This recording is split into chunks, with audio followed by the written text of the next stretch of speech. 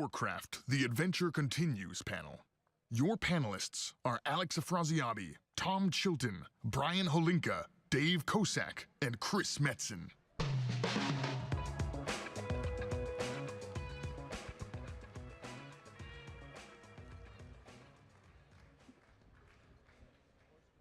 Hello, hello, hello, BlizzCon. Guys, I am so excited. I'm so excited to be here, just to meet the fans and the costumes. Guys, you outdo yourselves every year. I got to tell you, you guys make this the most fun gaming convention I've ever been at, hands down. Thank you so much. All right, so we are going to talk about Warlords of Draenor. So if you were at an earlier panel, I think we blew through 200 PowerPoint slides in like 60 minutes or something. It was a little much. We kind of ran out of time. For this panel, we wanted to slow it down a little bit, take it easy. We're going to talk about just a few topics. What we're going to do is we're going to talk about the heart of this expansion, our values, sort of the soul, and why, most importantly, why Draenor is absolutely the next place to take the Warcraft franchise. All right, so let's get my PowerPoint up here because I'm a big fan of PowerPoint. Okay, so recap. How did we get here? How did this all begin? We asked ourselves, what if? What if you take this guy, Garrosh Hellscream? Now we know about Garrosh. We know about his values. We know what's important to him. We know, we know the kind of horde that he wanted. What if someone gave him a golden ticket, maybe a certain bronze dragon that you might have met on the Timeless Isle, to go back and make the horde that he wanted? What if he stops the orcs from drinking the blood of Manroth, stops them from becoming the fell, green-skinned, possessed barbaric horde that we know from the past? Makes that one little change. What do we get? Oh, we're still getting a horde, all right. We're getting a little something like this. We call it the Iron Horde. There they are. We're going to talk a little more about these badasses a little bit later, but I can give you a quick nickel tour there. There's Kargath Bladefist there on the left. Black Hand is looming above him. If you've played the RTS games, these names are familiar. Now, before, maybe they were an inch-high unit on an RTS screen, but now we're going to get to meet them. We're going to get to smell their breath. We're going to get to really interact with these guys. Now, a couple things to note. So, Garrosh, he's not the main villain of this expansion. Just want to make that clear. He's going to set things in motion, and then they're going to spiral out of control, which is kind of awesome. The other thing to note is that they are coming for us. He's not manipulating some other time. He's trying to open a portal to our present, to take vengeance on the Alliance and Horde that deposed him. He's angry. He's got an axe to grind. These guys are coming for us. So we like this idea because it does a couple great things for the game for us, right? First of all, this kind of threat, these badasses coming through a portal to eat our faces and eat the faces of our unborn children, this is exactly the kind of threat that Warcraft is all about. This gets our franchise back home. This is what Warcraft is all about. It's about war and craft. We like that. The other thing we really like about this is it gets us here. It gets us to Draenor, and we're going to spend some time talking about Draenor and why this is such an amazing world. But first, what did I miss? What else do we want to talk about these guys before we move on? Boom! All right, I'm going to keep going. Draenor, what do we love about Draenor? So this is a place steeped in Warcraft lore. It's the home world of the orcs. And if you play Draenei, you know that the Draenei kind of adopted this as a home world. They lived here for a couple hundred years. This is an amazing place. It is just a place of mythic scale, mythic scope. It is a savage world. It's a primal world. It's untamed. As Chris said at the other panel, it's not like the Seven Kingdoms where there's all these kingdoms after kingdoms that have built over time. This is a primal world. This is a savage world. These are clans fighting for dominance. We call it a world of giants. This world will eat your face. And this is one of the main themes that comes across. And I'm going to apologize because we're going to use the word savage a lot. We're always talking about a savage world. This is a savage place. And that gives us that gives us a great theme to really dig into, gives us a great place to have these really heroic adventures. This is a savage world. How do you cope with a world like this? How do you cope with the world where, to escape slavery, these guys will cut off their own hand and attach a weapon to it? Like, these guys are hardcore.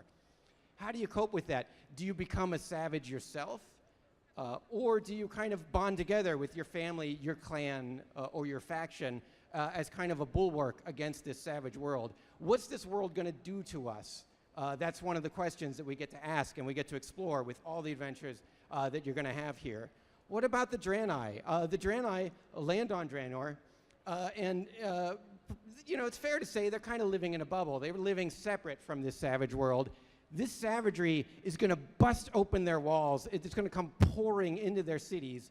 How are they going to react? What are they going to do? Are they going to become savages themselves? Are they going to come together? We get to explore Draenei in sort of their sort of crucial turning moment, and we haven't really been able to explore that yet, so that's pretty exciting. This is the Frostwolf clan. Frostwolf is Thrall's home clan. Horde's going to get to spend some time with the Frostwolf clan. They, you know, when we find them, they're not really running on all cylinders. They're not really working together. They really need to kind of get some of their stuff sorted out so that they can come together and fight off this savagery themselves. Even the garrison, and we're going to talk more about garrisons at a panel tomorrow, even your garrison kind of hints on this theme. I mean, this is a dangerous place. You got to build these big stone walls to, you know, keep the savagery out. This is your bastion, your safe haven on Draenor. And also, in that, you know, idea of that building that community, you're going to be bringing heroes from all over the world to your garrison, and you're going to sort of be forming your own sort of dream team here. So, you know, this theme comes across in all the content, in everything we do in Draenor. Anything? What am I missing? Anything else here? That was savage. Savage. Way savage. We might want to pause here and actually talk a little bit about how we got to this savage world and how we decided upon Draenor. Maybe that's a good conversation It to was have, a you know? savage process. It was of brutal. ideation. It was brutal, actually, yeah. Not Fred Savage. It's taken a little too far, but close. Yeah, so interestingly enough, when we talk about this expansion, warlords are at the, you know, highest point of equity for us, I think. But the second point is, as it always has been, the world. And we went through a whole lot of iteration as to what this world could be. I think we really we wanted to get those warlords, and we were like, well, what does he do? Does he raise them from the dead? Does he bring them back? Where do we put them? Where do we put this expansion? And we actually did that. We initially went, Garrosh is going to go to the Outland itself. He's going to be exiled or something like that. He's going to use some kind of ancient horn and resurrect the fallen warlords and then invade Azeroth. And as we started to look at what that would look like from a world design perspective, I think we all were a little over Outland as it exists now. But then we thought about, wow, there's something here, though. There's a world here with a story to tell. And so how do we get that world? How do we get that version of Outland to our players who have never seen it and get our warlords? And I think this is how we started going down this path of what we have now, which is the Warlords of Draenor and Draenor 30 years ago. And Tom, in particular, really wanted us to get into the theme of time travel and use it a lot. He did. Because it's very popular. And, Or not. And easy We to use do. time cop rules, by the way. Yeah, it's important to note this is expansion about Draenor, so it's not really the time travel expansion. You don't have to worry about Thrall's parents not meeting and now he's got to play guitar at the school dance. That's not the expansion we're building. We want to get you to Draenor. We want to get you to this really epic, mythic, heroic place to have savage adventures with savages savaging the landscape. Is that good? Nailed it. So Actually, like on that point, like just to get out ahead of it, like with the time thing, I mean, you know, we've got a number of stories kind of set in the past, you know, War of the Ancients and things like that, and there have been issues over time where there's little potholes or little breaks in the line. You know, as that factored into this expansion set and really chasing this story, we certainly thought a lot about that. The time travel stuff's it could be pretty rough, you know, just as writers and making, you know, editorially making sure everything lines up and everything's hip. Sometimes, you know, things don't go to plan. So with this one, we just want to say very clearly that yes, at some point, oh my God, some point soon, Garrosh will go back in the past, but the point at which he arrives, which is slightly before the events of Rise of the Horde. You can stop now. Oh, I lost my train of thought. See how complicated Sorry. it is? But at the point at which he arrives, it's all normal kind of continuity to that point. And the point at which he arrives, effectively, it's like it's its own game. Our world's fine. History's fine. The threat ultimately is it maybe makes like a quantum. I'm not going to go there. You told me to stop, I'll stop. Fine. If You explain it. If we do our job as the past is fine. We are focused on Draenor going Right. here, kicking some orc butt. But what really excited us about this place, as Alex was talking about, was sort of all these kind of unanswered questions. This is a place steeped in WoW lore that we've never really gotten to explore. I mean, you've never seen Draenor before the demons had their way with it, before it was shattered in the Outland. So what was it like? What was this place like? What was Karabor like before it was the Black Temple? This, by the way, this will be the Alliance capital in this expansion. You get to see Karabor when it was its sort of gleaming, glorious past. What about Auchindoun? What did it look like? Well, probably something like that. What was it like when it was sort of this beautiful mausoleum to the dead? Savage beauty. Savage beauty.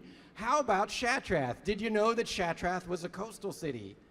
Did you know that Draenor had oceans? Of course it did. This is Shatrath on the Zangar Sea. We're gonna get to see Shatrath, the City of Light, as a glorious the city that it was. Of course it's in trouble. This is Warcraft, so we're gonna have to save it. But this place is really steeped in lore, and it really gave us a chance to explore it. What were the Arakoa like when they had wings? It was a spoiler. They were jerks, but. So when we have this kind of savage backdrop, it gives us the opportunity to create these really, really over-the-top villains. And I think we started to talk about these guys, and I love, all their stories are amazing. We get to spend a lot of quality time with these guys. Look, sort of buried here in the middle on the left there, that's Kilrog Deadeye, right? These guys rip out their own eyeball to see their future, their own glorious death, and then they steamroll toward that death with everything they have. How do you fight someone like that? How do you fight that kind of savagery? Yeah, I said it. What are you gonna do? Should be a drinking game. Yeah. Be plastered by now. BlizzCon's over. It's too much. I guess the important question to ask is, what would happen if the baddest badasses in Warcraft history formed a basketball team? Dudes can dunk, is what I'm saying. Sorry, thank you. I'm glad that got a chuckle. I spent minutes photoshopping that. Now we kind of cheated. We snuck in right there in the middle, wearing the wolf cowl. That's Duratan. That's actually Thrall's father. Is he a hero? Is he a villain? Ooh, you're gonna have to play the expansion. Now, having these big epic villains, is there anything else we want to cover before? I did my basketball joke. That's all we need. So, having villains this big and this bold means that we can have heroes rise up to the challenge. First of all, that's you guys. You guys got to face this kind of threat down. Someone just raised their fist. Yeah, he's talking to me. You guys are going to get to do that. It also gives us the opportunity to really kind of adventure with some heroic characters. And I'm very pleased to introduce you to Yril. Yril is one of the Draenei. This kind of situation, this kind of savagery, go ahead, have a drink, is going to force ordinary Draenei to step up and become extraordinary. And so we're going to get to follow Yril's journey. She's kind of a Joan of Arc kind of archetype for the Draenei. Is one of the kind of characters we get to follow, and you get to help on. I mean, just to jump in on that, Dave, it's like we're aware that the past number of expansion sets, we set the Draenei up in Burning Crusade. It was potentially a really deep, really interesting kit, and by the end of that game, they had got help from the Alliance and Horde, and ultimately did whatever we did in Outland. They hung out. We beat Illidan, right? There's yeah. was a little aimless in hindsight. Nothing personal. It's all Alex's fault. Yeah. But ultimately, the Draenor kit had a lot of potential, and the past number of expansion sets, we haven't done much with it. So part of this was being really excited to kind of dig in on the Draenor kit and show them. I think David said it earlier, kind of at the height of their civilization. You know, before they were rolled by the Horde, before they were annihilated, we get to see what they were like and what they thought and how they lived and were their factions within their own race. And being able to create a character like Yril has been super cool, right? Just not only to get, butt-kicking female character kind of to the fore of the Draenor, but just to have just a really rockin' new, mega level alliance champion, that isn't one of the, the same old race leaders. Like that was something that was really fun for us. Again, once we started talking about going back to Draenor, all these sort of ideas and plots sort of just springing to mind. We got really excited about it, which is a good sign. While we're talking about the Alliance, hey, let's talk about the Alliance. Much like Pandaria, Alliance and Horde, they're going to come in. This is going to change them. And so this is something we really get to explore. We talked about this earlier in the other panel. I mean, the Alliance at this point, it's superpower status. And in a lot of ways, this is Beyond the Dark Portal all over again. What I really like about this is the Alliance is going on the offensive. They are taking the battle to them. They're stepping through the portal and kicking some butt. Speak it, Brother Dave. Love it. Who's going to be one of the first people to step through? Well, do you guys remember Murad? Maybe not. Some of you do. Good. From the Burning Crusade cinematic. Maybe that's all you remember him from, because we really didn't do a lot with Most Murad. of the dev team did not remember Murad, by the way. Although we have statues of him all That's a throughout the fact, office. by the way. So you want to talk about some unresolved issues. Murad saw it all go down. He saw his people just slaughtered. Everybody he knew practically from Draenor slaughtered. So he's got to face kind of the demons of his own past. He's going back through there. He's going to try and set things right.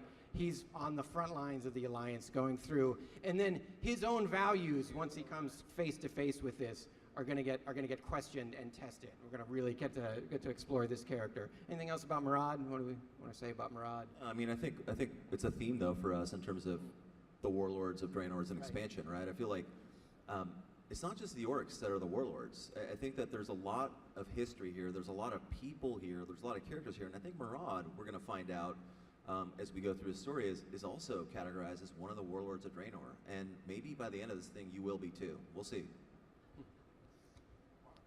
How about this guy? Who wants to see him put some armor back on? I do. Yeah. Is it about time? Yeah. He's talk about some unresolved issues. He's got a hammer to pick with Garrosh, I think. Yeah. Talk about unresolved issues. Yeah, Thrall's chomping at the bit. Yeah, we had talked about this before. We've seen it on the internet. Like, a lot of people have been speculating that who is the orc racial leader in the Horde now. And we haven't totally decided it yet, but if I was to be asked to vote, I would say I don't think the orc racial leader is Thrall at this point. I think it should be like Sarfang or someone like that. Because Brother Thrall here has some serious work to do to ultimately bring Garrosh to justice. Certainly to get a new outfit here. And ultimately just solve a bunch of problems with his hammer. Would please me. The best solutions involve the hammer. Yeah. Strong blunt instruments. But Thrall's story really kind of dovetails into just the whole Horde story. The Horde, as we said earlier, has to come face to face with sort of its own past at a time when it's trying to reinvent itself after the disastrous reign of its last war chief, and it's trying to really figure out who it is. To go back to the roots and really figure that out is something that excites us about the Horde storyline here. All right, and you know, we talked about this earlier, the Draenor. We haven't really had, we haven't been able to do a whole lot with them in the last couple expansions, and people are saying, what about the Draenor? This is really our opportunity to really look at their civilization, look at what made them cook, what made them tick. Even in Burning Crusade, we only saw them after they had already fled, after everything had already been destroyed. When we were exploring the Draenor civilization, it was pretty much wrecked already. This gives us a chance to see who they really were, what they were about, and just to cut in on you, one of the promises we made, a pact that we made for this one, as we first started talking about the Draenor, was that we're not going to allow them to crash any spaceships this time. What about a little spaceship? A little spaceship? No? Okay, all right. No crash Draenor spaceships. No spaceships. It's very important. We really get to explore the Draenor, and you know what I think is really interesting is we get to see them at that pivotal inflection point. I mean, this is their Pearl Harbor moment. We get to really see them at the key moment in their recent history. So that'll be pretty exciting. It also lets us build up the culture kit, like what their buildings look like. You know, how things really were at kind of the height of their civilization on Draenor. Last point. And this is more of a gameplay value, really, than necessarily a story value. But we're excited building this world. We're excited building Draenor. And something that we'll talk about tomorrow in the Raids, Quest, and More panel is that we really want you to get out there and explore this world. We've loaded it with all these kind of cool nooks and crannies and these little hidden caves. And we want to load those hidden caves up with treasures and events and spontaneous things happening around you while you're questing. A little more like the Timeless Isle. If you play the Timeless Isle on Pandaria, there's a lot of stuff going on. There's a lot of rare bosses. There's a lot of stuff that just happens that's bringing people together all the time. Let me give you an example of that. This is kind of not the greatest screenshot, but it illustrates a point. While you're in Frostfire, which is playable here at the convention, if we would ever stop talking, we'd let you play the game. It's playable here at the convention. While you're running around the world, you'll see the Iron Horde here. They got snowed in. This is their caravan. These dudes with shovels are trying to dig it out while their war chief is yelling at them.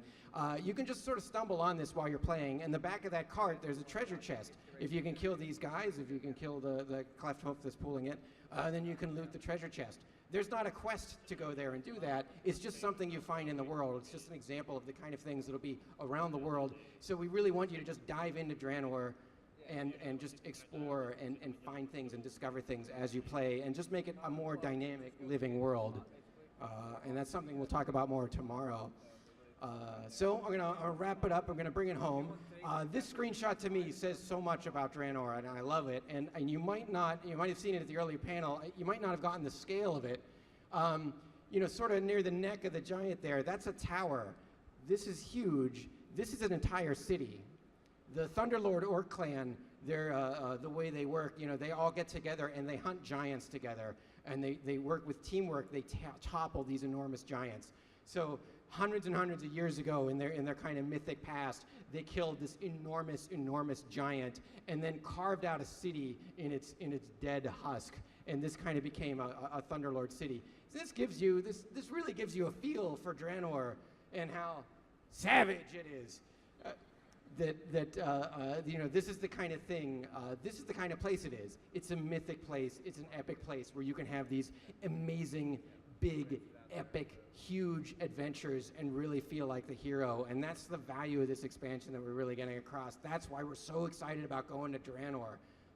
All right, parting thoughts. What am I missing? What did we forget? Parting thoughts. Yeah. Ladies and gentlemen, Dave Kozak.